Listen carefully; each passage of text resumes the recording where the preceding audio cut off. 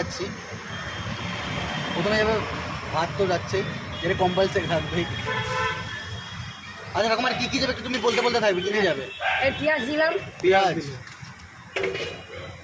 এই উচ্ছে আলু ভাজা দিলাম, উচ্ছে আলু ভাজা গেল, এই বেগুন ভাজা দিলাম, বেগুন ভাজা। এটা কি যাচ্ছে? এটা একটা সবজি দিচ্ছি, সবজি। আচ্ছা সবজি যাচ্ছে এটা একটা।